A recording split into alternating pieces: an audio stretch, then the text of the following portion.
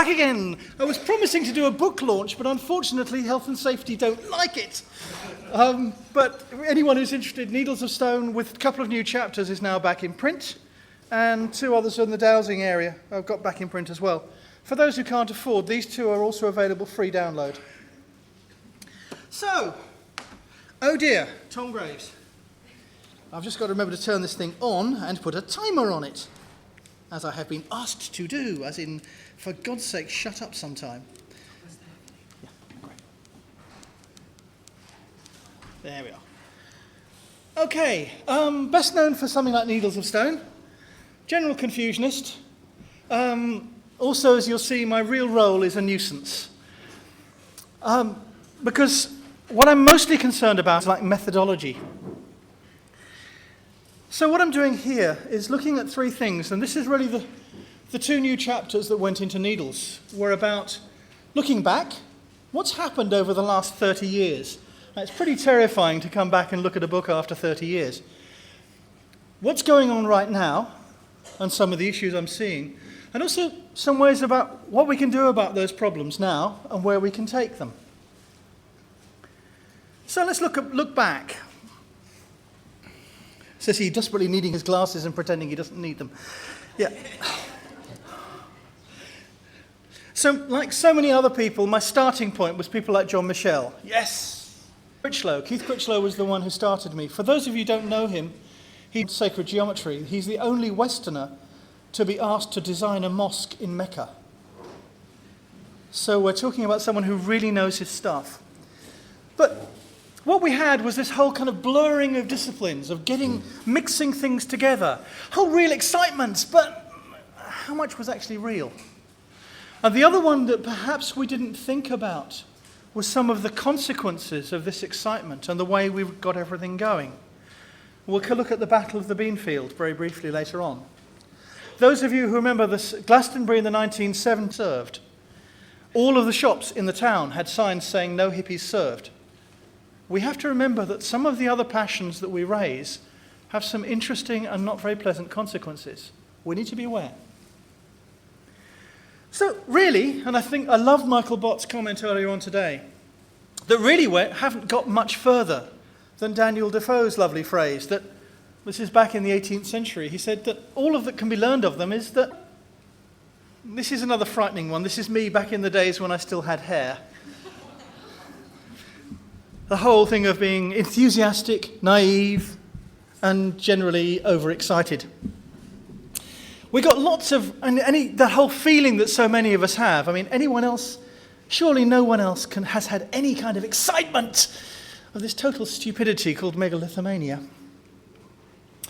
So, chasing wild ideas. Now, Michael Bott again was talking about staying at Rollright. I spent at least a couple of weeks living in a clapped-out Land Rover at Rollright. If you look closely, you can see the little piece of string leading away from the Kingstone at Rollright. It's almost straight down the screen, marking what I thought was an overground energy. As for what the hell, no question I could find something. As for what the hell it was, like Michael said today, I haven't a clue. I still haven't a clue. So playing with something like Rollright, the thing that we forget is just how complex these places are. For example, one of the things I found with dowsing was what seemed to be a 7 concentric circles coming outward, and it's spreading outward from there. In fact, what they call the geophys, the magnetic anomaly surveys, found what they thought was a 7-fold spiral. So I'm probably wrong. But there's water lines going over there. There's all sorts of stuff buzzing around. There's some lovely stuff for splitting headaches. We had a lovely one with one of my students who she was dowsing and tripped over what she thought was a bunch of chervil, which grabbed hold of her. And she put a hand down to pick up her pendulum and found it was standing vertically upright like the Indian rope trick. So we've had all sorts of fun like this, but for what the hell it means, we haven't a clue. So let's look at someone else. This is where we were in the 70s. Dear old John Michell in his bright orange trousers. Everyone loves Stonehenge, but, the gatherings of the tribes, all that kind of stuff. But They're just way too big and complex and layered. So that really, when we look at the kind of complexity of going on, anyone who thinks that they really know what's going on here is deluding themselves. We haven't got even anywhere near to starting. Most of what we've got now is still a little better than a guess. Then we've got layers within layers within layers. That's the avenue leading away. It's been there for 5,000 years. How? We don't quite know. Too many sheep. Possession. So we've got all this weaving of landscape and weaving of history, layers of time. We also had to deal with archaeologists, who at that time had some very interesting ideas about seamanship. This is Alan Sorrell, poor old Alan Sorrell, doing Richard Atkinson's reconstruction, otherwise known as suicide by sea. No one who has the slightest clue of seamanship would try to take a 4-ton stone on top of a raft across even the Bristol Channel, or actually across even a river. Much more likely, which is what dear old Tom Lethbridge suggested, and I notice, Marshall, earlier today, that you sling it underwater between two curraghs, between two umiaks. We also have this whole kind of what you might call cultural imperialism, this sense of, well, they must be wild because we're civilized. Notice this lethal mastiff, barely restrained. Help, the wild dogs. Only mad dogs and Englishmen go out in the midday sun. So that, yeah. Oh yeah, if you think about this whole thing about burials, well, let's look at a modern church. Anyone who does an excavation of a church now would be certain that they only existed as tombs. After all you find in there is burials, isn't it? So we were looking at all sorts of things. We were regarded as the lunatic fringe. So we were looking at really crazy things like the relationship between sun and location, otherwise known as archaeoastronomy, otherwise known as a fully fledged academic discipline now. The world has changed a bit over the last 30 years, particularly in the academic field. A lot of what was on the lunatic fringe is now very much mainstream. But also we did quite a lot of, you see, if you look closely, you'll see the moon there exactly in line with the shadow to the right of the stone, the signs. But also the signs of the times, the interweaving of the past and the present. We looked at pretty strange and forsaken places. Anyone who knows Dartmoor will know the joys of an instant Dartmoor fog. This is Merivale, if anyone's interested, otherwise known as Jolly Wet. Unfortunately, Michael Bott has cheated me on this one. He's beat me to it. Menantol. You only ever see the three stones. Notice the fourth one next to the one that's there, and this one off to the side. Watch out for all the things that we know as fact. Even as it is, we know that that was reconstructed to be nicely in line. It wasn't historically. It was only, I think, in the mid-19th century. Someone lined it up to make it look better. So we have to watch out all the time. I often wonder with this kind of drama queens whether this is just the Damien Hirsts of the period.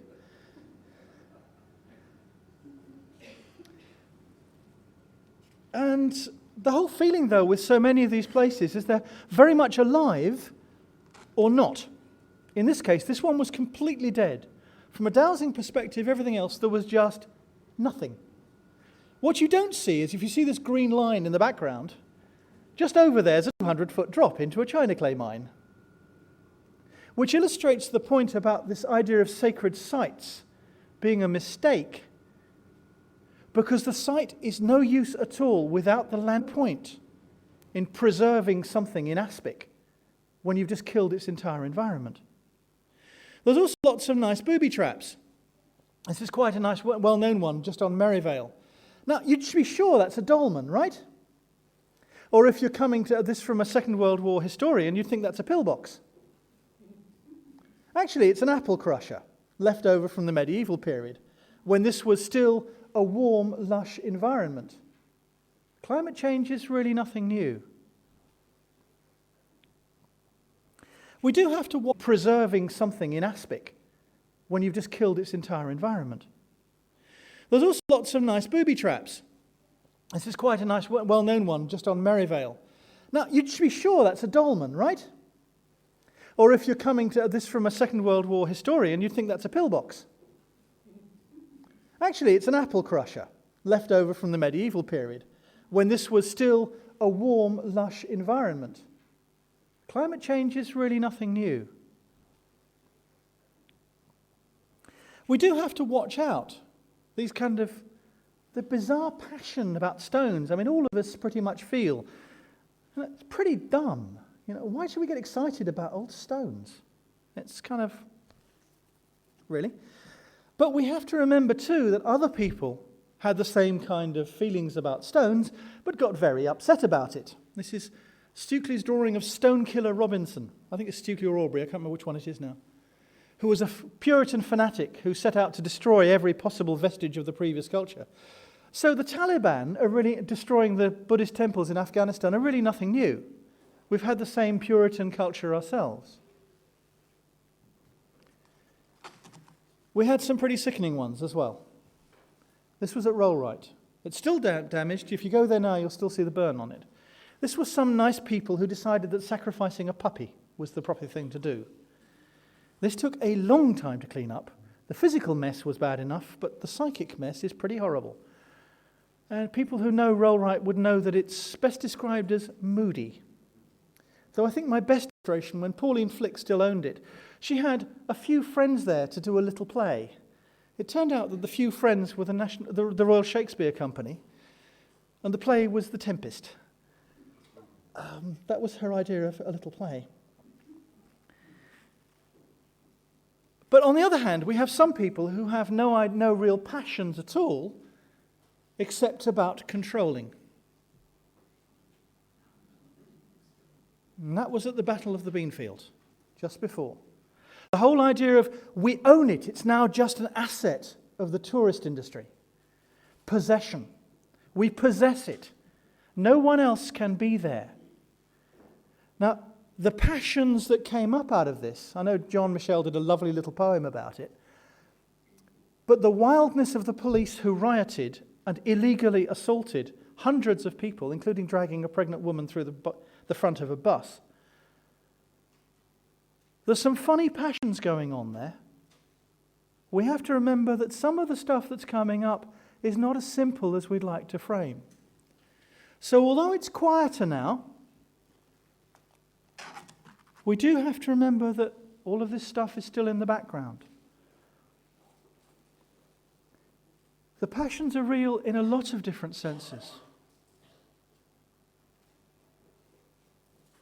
So that really brings us on. 30 years later, 30 years later, this is roughly where we are. We had all of those kind of things going on, the whole spiritual energies stuff. Hamish's work on the sun and the serpent. But, and there's a very big but, what we have now are some serious problems.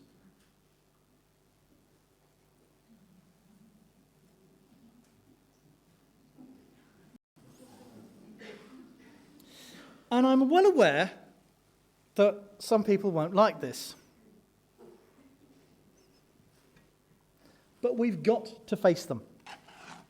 Please put those daggers away, even if they're nice Mycenaean ones from Stonehenge. So, number one, as they said beautifully about the Brother Bill's bloatware, a triumph of marketing over technical expertise. I think my saddest example of this, actually, Hamish would cringe when he hears this. I think I told you yesterday. There's a book I just came across a few days ago, which extends the Michael and Mary lines to the Azores, which proves that it's Atlantis. So let's be really unkind about this. The biggest problem we have is that the people who do the real work get ignored in favour of the glamour. There are people who've done decades of fine, detailed excavation, but the ones who get the bucks, the people who rip them off. We need to stand up and say that this stuff is crap. We need to be very careful about what we actually come out. Otherwise, all of what we do is labelled lunatic fringe, and we have, well, one of the one fringe, and we have, well, one of the ones that comes up shortly. One of the problems we have here is the golden age.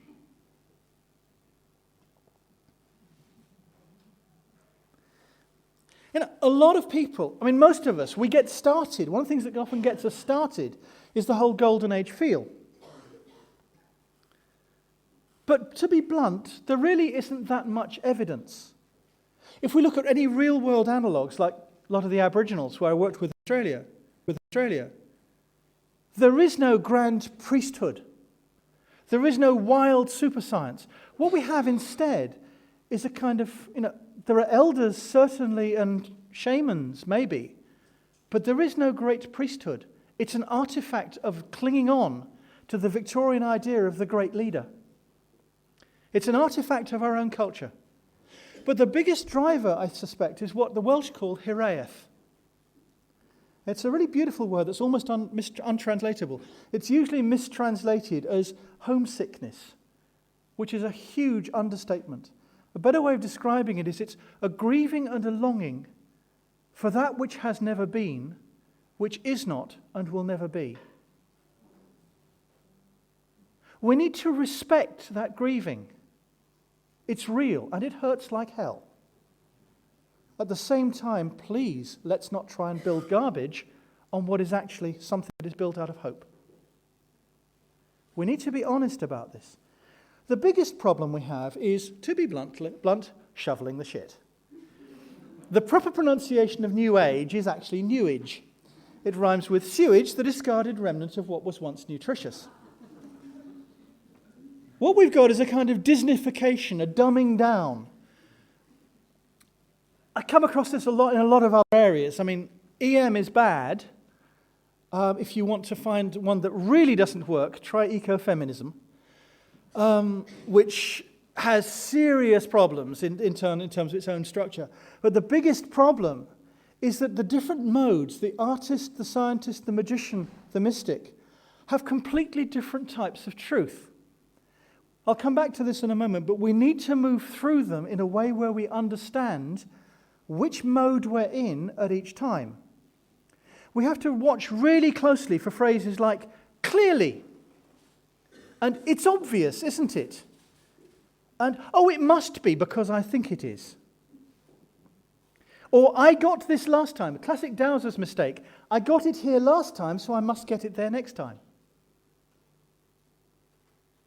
We have to be really careful about understanding what we're doing and watching for the dumbing down that feeds again into the hype problem. The next one is what we might call a problem of truth. I think my saddest example of this was a man who decided that, possibly because he wanted to make it scientific, dowsing could not be called dowsing. It was radial detection. A guide to the use of the radial detector, miscalled the defining rod. That was the title of his book. He said that only certain people could dowse. Now, that's only people who have no fillings, no scars, and no glasses. Hamish, that applies to you, doesn't it? Right, you're incapable of dowsing. We know this by now. But he then discovered map dowsing, which was very sad because he insisted that this was physical radiations. So therefore, these physical radiations, somehow the place knew that it had to send all the radiations to a hand-drawn sketch map. Whenever you're using Google, the place is sending its radiations there. Correct? You know this now. Oops. So, like I said, I tend to use a cooking metaphor. One of them is this half-baked, where we start off with, as I said, things like, clearly, I feel that this is so, therefore it must be true. What we're doing is we're muddling the artist space with the mystic space, the inner truth. The idea with the inner truth. The other one which happens a lot, both in science, dear old John Taylor, as one of the classic disaster areas, he tried to research dowsing and said, it must be electromagnetic, it must be in this frequency band, I can't find it there, therefore it doesn't exist. Even New Scientist hauled him over the coals for that one. He went overcooked. He'd made a bunch of assumptions and never had any mechanism for coming back up to check his assumptions. Another one that happens a lot in the field is where we, as I said, this one of, I got it there last time, I will keep on working all the time to check our assumptions, pull back. What are we feeling? How are we overlaying a pattern on top of a pattern of assumptions on top of the information we need? This is a real practical problem in every science, in every field of research, what we call pattern entrainment, where we tend to assume that things will fit a pattern, or that they shouldn't. Another one, perhaps a bit more subtle, is what we call the possession problem. One side of this is this whole thing about the idea of a sacred site. All of this comes out of our language. It's one of the places it comes from. The way we have subject, verb, object. The whole idea of objecting something means putting a boundary about it. If you used a language such as one of the Algonquin series in the northeast of the States, that's a language which everything is being and becoming. There is no state. Nothing is. It is always in flux. It is always changing. It's actually one of the best languages for trying to describe current nuclear physics, because everything is being and becoming. So when we have this idea of the sacred site, we've put an arbitrary box around something and said that everything else is profane, literally outside the temple. Most cultures that we deal with, most long-term cultures, don't have that separation. It's an artifact of our own culture. Well, it's the whole idea of deconstruction, and this is a major driver in current archaeology, is deconstructing the assumptions, like dear old R.J.C. Atkinson with his Mycenaean daggers that he found in Stonehenge. There's some drawings that he found, or carvings on the stone, which he said, therefore, the stone meant that Stonehenge must have been built by the Mycenaeans. But it's all coming out of a set of assumptions that all culture comes out of the East. When we did the recalibration of radiocarbon dating, suddenly there was a woolly idea about, well, perhaps everything came out of the West and went east, that the pyramids were built in reflection of Stonehenge. Perhaps it's a little more complicated than that. Perhaps it's useful to just allow things to be. But what is useful is to look carefully at what worldviews are what's called privileged, in other words, given a priority. One of the problems that we have in Earth Mysteries is far too many of the worldviews are privileged are actually New Age. Time we need really look carefully at what's going on. Another one I want to bring up. There is no boundary between the real and the imaginary. If we imagine it in terms of our perception, it is also real. When we are feeling or experiencing energies or other things happening at a site, all of it is real to us. That doesn't necessarily mean it exists for anyone else, nor does it necessarily exist in a concrete environment. One little warning, however. For example, think of the idea of the fairy. I mean, a lot of the energies and feel that we have, we might think in terms of fairy. If we come out of, say, an understanding of something like, Findhorn. Sorry, memory going, what's old-timers disease, I think it's called. Findhorn, the whole idea of fairy, of divas. Just remember that in the Irish tradition, the fairies aren't little fluttery things at the bottom of the garden.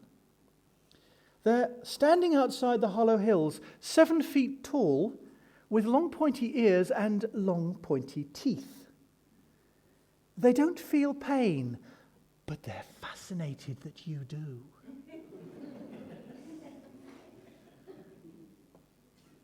There's a wonderful M.R. James ghost story called "Oh Whistle and I'll Come to You, My Lad." Some people may remember a BBC version of this that was done one year. An archaeologist, strict rationalist, back in the 1930s, working on a dig, finds a bone whistle, with an engraving in runic, which is essentially, "Oh, whistle and I'll come to you, my lad." Ha! Nothing happens. Ridiculous. No. Someone says to him that phrase about there are more things in our philosophy. There are more things in heaven and earth than are dreamed of in our philosophy. To which he replies, there are more things in our philosophy than are dreamed of in heaven. So he blows the whistle, and it comes for him. Foolish youth. So that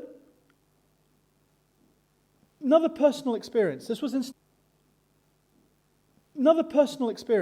Stony Littleton. I didn't have the experience. Someone else did, but I was involved, as they say. What's that joke about the pig and the chicken, and about ham and eggs? The chicken is involved, but the pig is committed.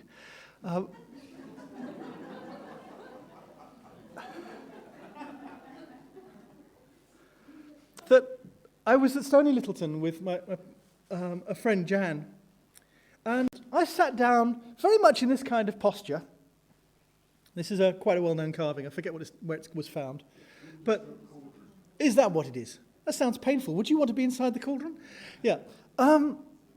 Sitting very much in this posture, well, without the horns, one hopes, and just sort of trying to feel what the energies were. This is the back of Stony Littleton. If you know it, it's a long barrow fairly close to here, with a kind of a pair of cross chambers, and then a threefold chamber at the end. So sitting at the very end, and which is about 30, 40 feet in, and just trying to feel the energies, and couldn't feel a damn thing. Oh well, nothing much. And Jan, who was then at the crossing, sort of looked at me and backed out of the chamber rather fast, and then said, "Tom, can you come here a moment? What's wrong?" Can you come here a moment? Okay. So I did. And she said, "Oh, good. It is you." Why? Well, whoever was in there had horns for a start. So, what is real, what is imaginary? Some of this stuff is damn dangerous. One of the reasons I gave up on the whole dowsing field was a group who won't be named, but are actually the Fountain Group, who built, unfortunately, a whole religion out of a misreading or an assumption that one of the kind of epigrams or descriptions, sort of, analogies at the beginning of one chapter in Needles of Stone was physical fact. And unfortunately, when I got to Australia, they thought I was a guru for their religion. So I kept well out of their way for a long time. And finally, they persuaded me to come with them on a field trip. Didn't tell me what the field trip was. They were going to experiment with the energies, or experience the energies. It turned out to be a burial site at an Aboriginal massacre. And they were doing raising cones of power and all the rest on a massacre site.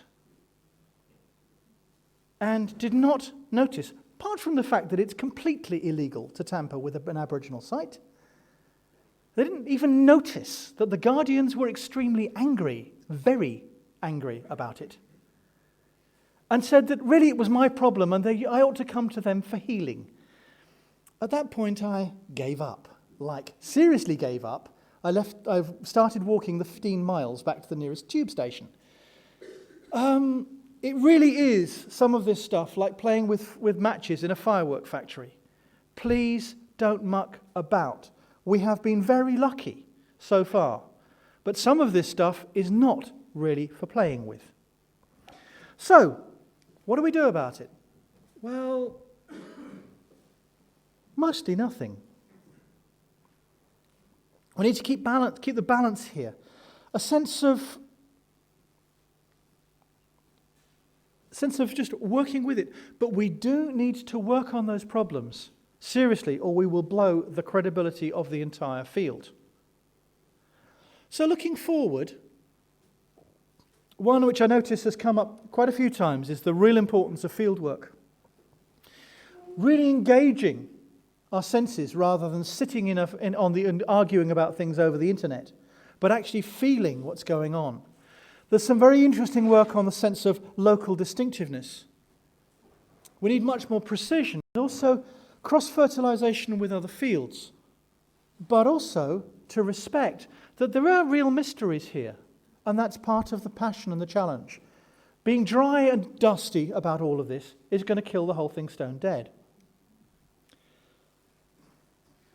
So really, let's get off our butts, yeah? Actually get out in the field.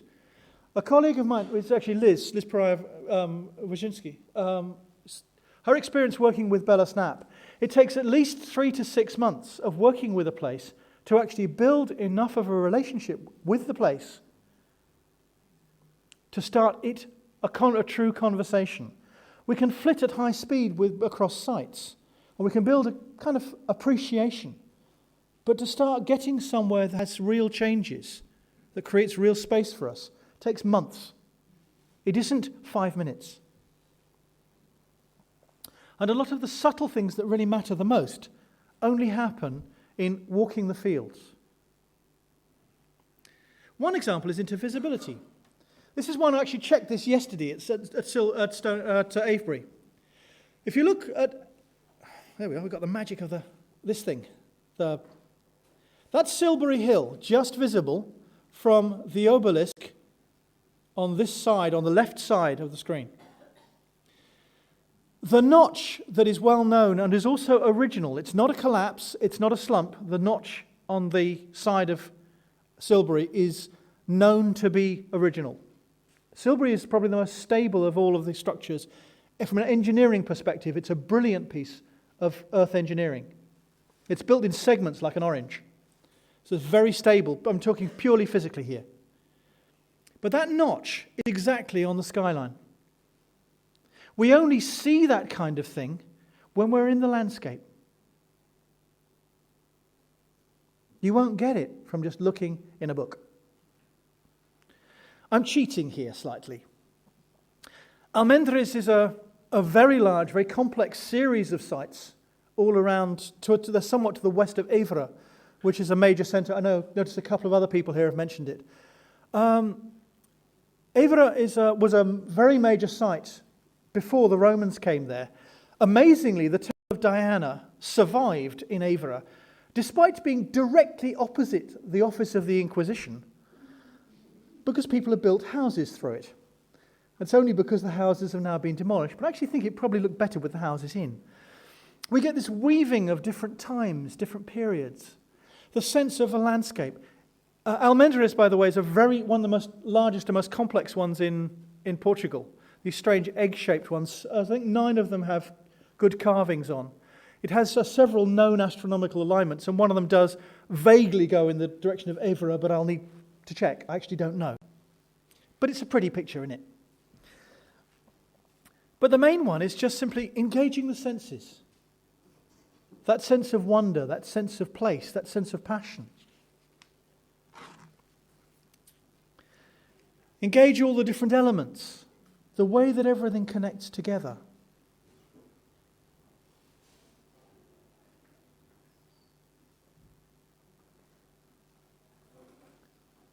The small animals and butterflies scuttering around, the dampness, the moss, the feel. Can you smell that?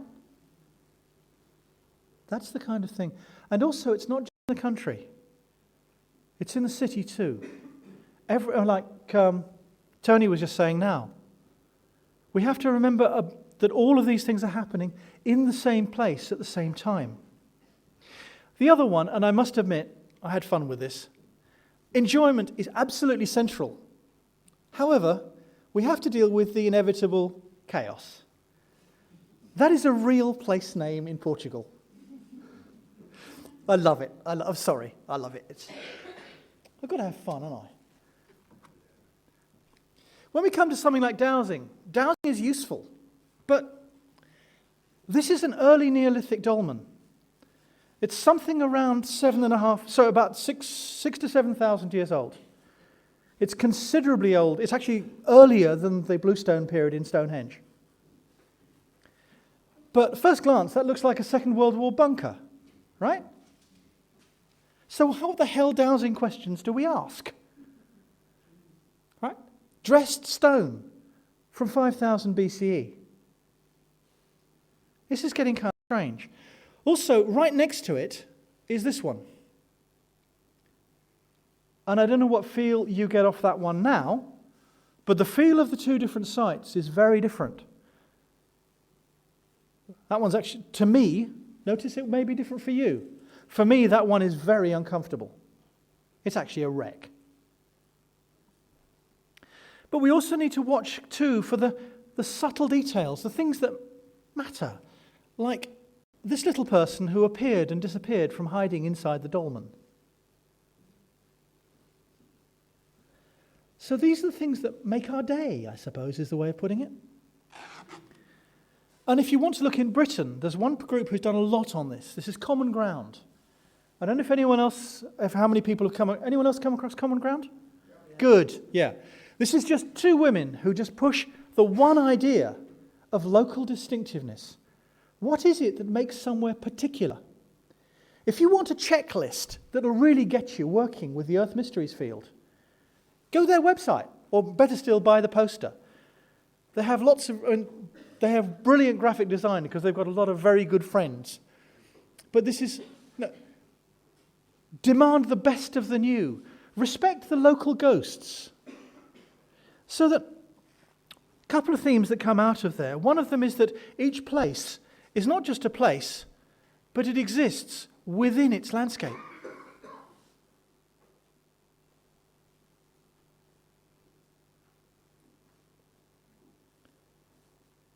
Don't think in terms of sight. How do they weave? What is the space? Why is the space where it is? Tim Darvill, for example, the first archaeologist to be doing a new dig at Stonehenge for 35 years? His focus at the moment, the reason why he's talking with the British Society of Dowsers, is because his focus is on water. In what part does water play for a site to be where it is? But also respect the legends. It's an amazing one. It's about 9 feet high. Just round the corner. But there's a lovely present-day legend. If you throw a stone on top and it doesn't roll off, you'll get married soon. But other than that, is that an original legend? Doubt it. But it's nice. The weaving of the folklore is often very modern. But another one that Common Ground are very strong on is this thing that history is also now. There's an interweaving of the past, the present, the future. Sometimes a rather uncomfortable weaving, a kind of uneasy coexistence. And yet it's there. The moment we freeze sites, heritage style, they die. Sites are living, changing all the time.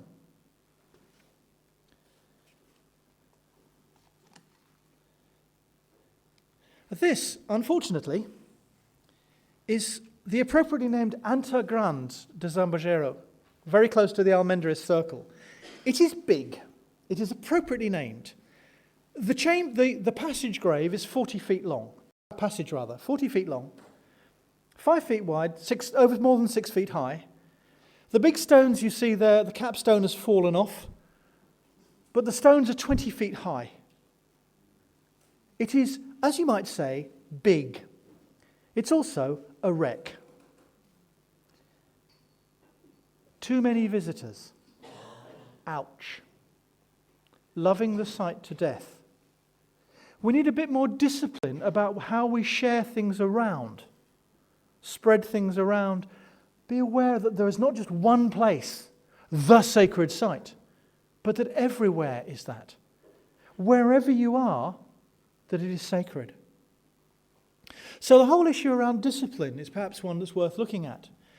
The 4 distinct disciplines, the classic 4, the artist, the mystic, the scientist, the magician. They're very different questions that they ask. What do I feel? What do I believe? How do I belong? What do I know? The whole idea of fact. And what can we do with it? I remember sadly in Glastonbury, some American idiot at a conference saying, we found these little titty crystals do great things to the energies at sites. What do you reckon I can do with this big sucker? And the answer is, back off. What can we do? We need to be thinking very carefully about what we do. But you can think of it as being, management consultants, which is my day job. We love two-axis matrices. And that's a very simple example. The inner world, the outer world, value and truth. There's another sequence as well, that from the artistic space we get ideas. From there we build a hypothesis. From there we gain the theory and the perhaps delusion of law. Don't play mix and match. Be clear which mode you're in and use them appropriately. The other one is building alliances.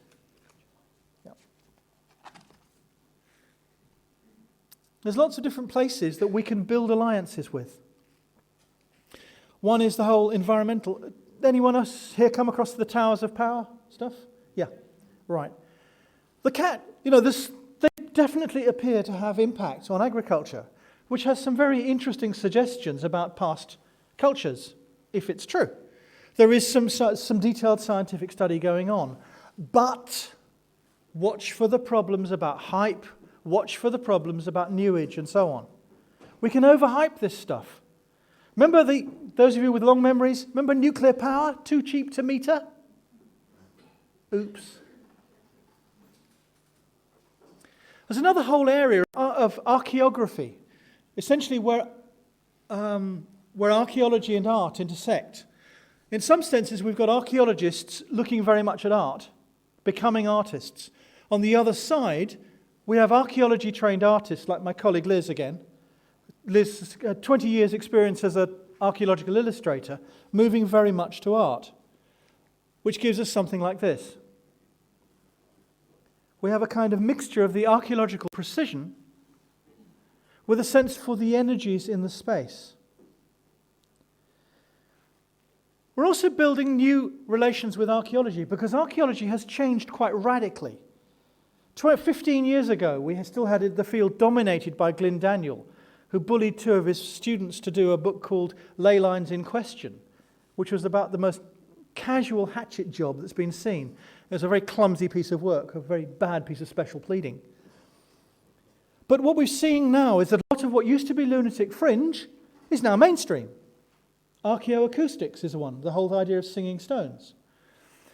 The British Society of Dowsers have a manual now for dowsers working on archaeological sites. Strongly recommended. About the boring detail that, yes, we do need to do about surveys. What is the discipline about cover your loose? What are you doing? How are you doing your mapping? How are you making sure the site isn't damaged? There's also a really delicate balance. And if we really want to screw up our relationship with the archaeologists all over again, do as some friends of mine did with an archaeologist, which is go to a site, give him a date which they derived by dowsing, and say it's fact.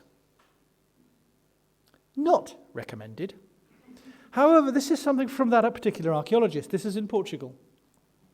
What he was looking at was this site. Rather like Seahenge, the locals had known perfectly well about it, but it just wasn't on the archaeological record. It's only come onto the archaeological record in the last couple of years, and that was from him. So it's, again, fairly near Évora. I'm not saying where. You'll see why. So that's him. And again, I won't give his name. Anyone who wants to contact him, give me an email and I'll forward it on.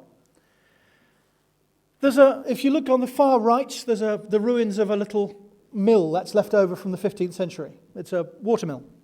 It's in a curve of a river, very strange sight. The oddity is this.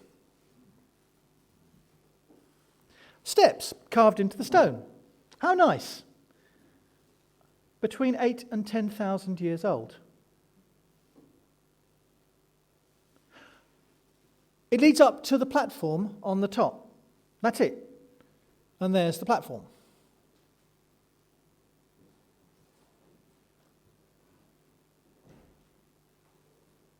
"10,000 years of history in a well.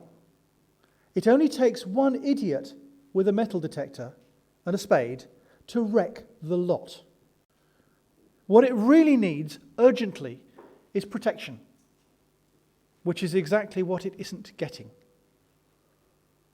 One of the difficulties we've got is that there's so much passion and so much need to share that we can forget that sometimes we need to keep our mouths shut. So we need to be very careful around the whole discipline of what we're doing. So just to summarize, we have real responsibilities in this work. We need to be very careful about this question about real and imaginary. If someone says, is it real or imaginary, it shows they've missed the question. They've missed the point. Anything we discover doesn't necessarily say anything. It just says what we found now. And the subtlety, the magic, the thing that is most joyful for me, and I think for many others also, is the little details.